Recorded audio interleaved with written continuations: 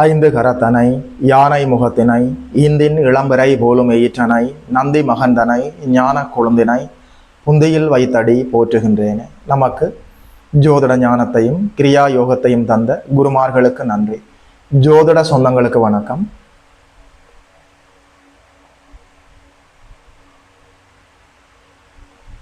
இன்றைக்கு இந்த பதிவில் சிம்ம ராசிக்காரர்களுக்கு பொருளாதாரத்தில் வாழ்க்கையில் எந்த விதமான வாய்ப்புகள் இருக்கிறது? ஐயா, நம்முடைய வாழ்க்கையில் காசு பணத்தை கண்களால் பார்க்க முடியுமா?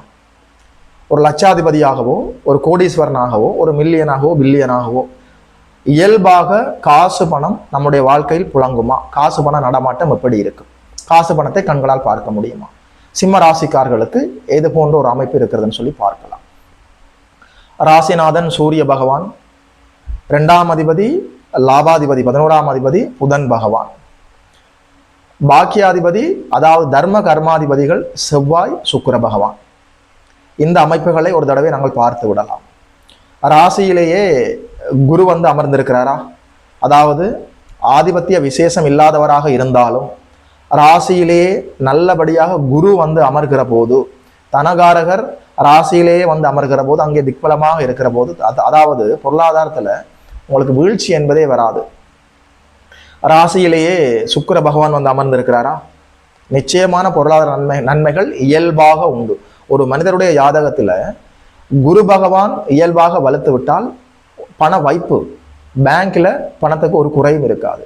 சுக்கிர பகவான் இயல்பாக வலுத்து விட்டால் ரொட்டேஷன் மணி, அதாவது பண நடமாட்டத்திற்கு எந்த குறையும் இருக்காது.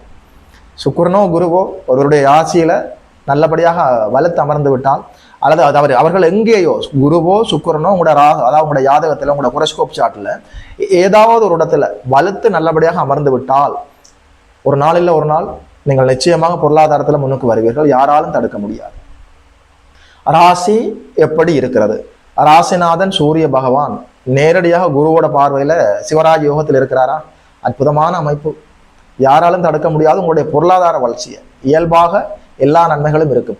சந்திர அதியோகத்துல ராசி இருக்கிறதா? ராசிநாதன் இருக்கிறாரா? பௌர்ணமியில பிறந்திருக்கிறீங்களா? அல்லது பௌர்ணமிக்கு நிகரான ஒளி நிறைஞ்ச சந்திரனோட சந்திர அதியோகத்துல ராசியோ ராசிநாதனோ இருக்கிறார்களா? நிச்சயமாக சொல்கிறேன், பொருளாதாரத்துல உங்களை வீழ்த்துவதற்கு இந்த பூமியில யாராலும் முடியாது. சரியான அற்புதமான வாய்ப்புகள் இந்த வாய்ப்புகள் எல்லாம். அதாவது ராசிநாதன் எப்படி இருக்கிறார்கள்? அதே நேரத்துல 2ஆம் இடம் 2ஆம் அதிபதி எப்படி இருக்கிறார்? தனஸ்தானமும் தனாதிபதியும் எப்படி இருக்கிறார்? சிம்ம ராசிக்காரர்களுக்கு ஒரு கூடுதல் நன்மை, அதாவது தனாதிபதியே லாபாதிபதியாகவும் வருகிறார்.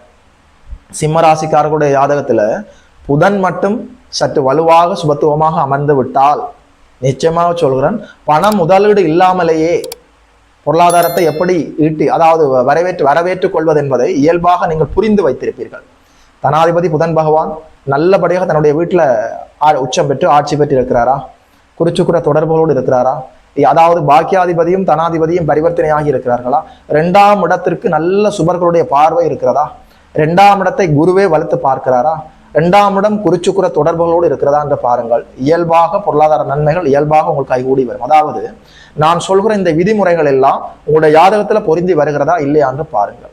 2ஆம் அதிபதியும் தனாதிபதியுமான, அதாவது 2ஆம் அதிபதியும் லாபாதிபதியுமான, தனாதிபதியும் லாபாதிபதியுமான புதன் பகவான் உங்களுடைய ஜாதகத்தில் எப்படி இருக்கிறார்? அதாவது ராசிநாதனையும் சேர்த்து கொண்டு புதாதித்ய யோகத்துல குருவோட பார்வையில் இருக்கிறாரா? பொருளாதாரத்துல கடவுள் நினைத்தாலும் உங்களை தடுக்க முடியாது. அற்புதமான அமைப்பு. அதாவது சிம்ம ராசிக்காரர்களுக்கு பொருளாதாரத்துல முன்னுக்கு வருவதற்கான வாய்ப்புகள் அதிகமாக இருக்குது. கிரக சேர்க்கைகள் அப்படி இருக்கிறது. உங்களுடைய ஜாதகத்துல 9, 10ஆம் அதிபதிகள் என்று சொல்கிற போது செவ்வாய் பகவானும் சுக்கிர பகவானும் மிருகமங்கல யோகத்துல சேர்ந்து அமர்ந்திருக்கிறார்களா?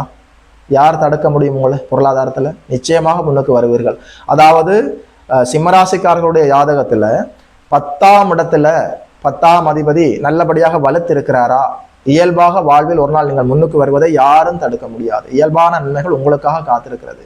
9, 10 கூடையவர்கள் செவ்வாயும் சுக்கிர பகவானும் சேர்ந்திருக்கிறார்களா?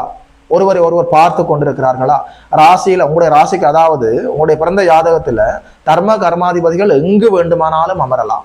எங்கு இருந்தாலும் மிருகமங்கல யோகத்திலே இருப்பார்களே, அற்புதமாக செயல்படுமே. சிம்மராசிக்காரர்களுக்கு ராசிநாதன் எப்படி இருக்கிறார்? சூரிய பகவான் எப்படி இருக்கிறார், 2ஆம் அதிபதி தனாதிபதி எப்படி இருக்கிறார், 2ஆம் இடம் எப்படி இருக்கிறது, அதே நேரத்துல 9, 10ஆம் இடங்கள் எப்படி இருக்கிறது, 9ஆம் இடத்துல 9ஆம் அதிபதி நல்லபடியாக ஆட்சி பெற்றிருக்கிறாரா, குருவோட பார்வையில மங்கள யோகத்துல இருக்கிறாரா, 10ஆம் இடத்துல 10ஆம் அதிபதி நல்லபடியாக ஸ்தான பலத்தோடு இருக்கிறாரா, 10ஆம் இடமும் 9ஆம் இடமும் ஏதோ ஒரு விதத்துல கனெக்ட் ஆகி இருக்கிறதா, 9, 10 கூடியவர்கள் பரிவர்த்தனையாகி இருக்கிறார்களா, தர்ம கர்மாதிபதி அமைப்புகள் ஏற்பட்டிருக்கிறதா, அதாவது பாக்கியாதிபதி எப்படி இருக்கிறார், நேரடியாக ராசிநாதனோடு பாக்கியாதிபதி நேரடியாக ராசிநாதனோடு பரிவர்த்தனையாகி இருக்கிறாரா, 9ஆம் அதிபதி ராசியிலேயே வந்திருக்கிறாரா, ராசிநாதன் 9ஆம் இடத்துல போயிருக்கிறாரா, இந்த அமைப்புகளை பார்த்துக் கொள்ளுங்கள். சிம்ம ராசிக்காரர்கள் நிச்சயமாக வாழ்க்கையில முன்னுக்கு வருவீர்கள். சிம்ம ராசிக்காரர்களுடைய ஜாதகத்துல சூரியன் எப்படி இருக்கிறார், புதன் எப்படி இருக்கிறார், செவ்வாய் சுக்கிரன் எப்படி இருக்கிறார்கள், அதாவது இந்த அமைப்புகளை ஏதோ ஒரு இடத்துல கனெக்ட் ஆகி வந்துடுமே. அதாவது ராசி நல்லபடியாக குறிச்சுக்குற தொடர்புகளோடு இருக்கலாம், அல்லது இயற்கை சுபர்கள் யாராவது ஒருவர் ராசியை பார்க்கலாம், ராசியிலே இருக்கலாம், 2ஆம் இடம் வலுத்திருக்கலாம், 2ஆம் அதிபதி சுபத்துவமாக இருக்கலாம், 9, 10 கூடியவர்கள் வலுவாக இருக்கலாம், 9, 10 கூடியவர்கள் பரிவர்த்தனையாகி இருக்கலாம், லாபாதிபதி வலுவாக இருக்கலாம். ஏதோ ஒரு இடத்துல உங்களுடைய ஜாதகத்துல அந்த அமைப்பு கண்டிப்பாக இருக்கும். இந்த அமைப்புகள் எதுவுமே இல்லை என்றாலும் உங்களுடைய பிறந்த ஜாதகத்துல எந்த ஆதிபத்தியத்துக்குடைய கிரகமாக இருந்தாலும் ஏதாவது ஒரு கிரகம் ஸ்தான பலத்தோட சுபத்துவமாக இருக்கிறதான்னு பாருங்கள். அந்த கிரகத்தின் அடிப்படையில நீங்கள் தொழிலை செய்து வாழ்க்கையில முன்னுக்கு வந்துடலாமே. சரி ஐயா, நீங்கள் சொல்கிற இந்த எந்த அமைப்புகளுமே என்னுடைய ஜாதகத்தில் இல்லை, நான் என்ன செய்வது என்று நீங்கள் கேட்டால் 3ஆம் இடம் எப்படி இருக்கிறது என்று பாருங்கள். அதாவது எந்த ஒரு கொடுப்பனமும் உங்களுக்கு இல்லை என்று சொன்னாலும் 3ஆம் இடம் என்கிறது முயற்சி பாவகம். 3ஆம் இடம் எப்படி இருக்கிறது என்று பாருங்கள், 3ஆம் அதிபதி எப்படி இருக்கிறது என்று பாருங்கள். 3ஆம் இடம் வலுவாக இருந்து 3ஆம் அதிபதி சுபத்துவமாக இருந்து, அல்லது 3ஆம் அதிபதி எங்கோ ஒரு இடத்துல வலுவாக இருந்து அவருக்கு திரிகோணத்துல சுபர்கள் அமர்ந்திருந்தால் உங்களுடைய சொந்த முயற்சியால வாழ்க்கையில பொருளாதாரத்துல நீங்கள் முன்னுக்கு வரலாமே. இதை நீங்கள் சரியாக புரிந்து கொள்ள வேண்டும். ஒரு அதி அற்புதமான அமைப்பாக சிம்மராசிக்காரர்களுக்கு ராசிநாதன் தனஸ்தானத்துல புதனோடு சேர்ந்து தனாதிபதியோடு சேர்ந்து நேரடியாக குருவின் பார்வையில் வலுத்து விட்டால் நீங்கள் தான் தசாபத்திகளின் அடிப்படையில லக்னாதிபதி வலுவுக்கு ஏற்ப லட்சாதிபதியாகவோ கோடீஸ்வரனாகவோ வருவீர்கள். இந்த வாய்ப்புகள் எல்லாம் தெளிவாக இருக்கிறது, பார்த்து பயன்பெறலாம். வாழ்த்துக்கள். இந்த தகவல்களை எல்லாம் சிம்ம ராசிக்காரர்களுக்கு சொன்னதுல ஒரு ஜோதிடனாக எனக்குமே மட்டற்ற மகிழ்ச்சி.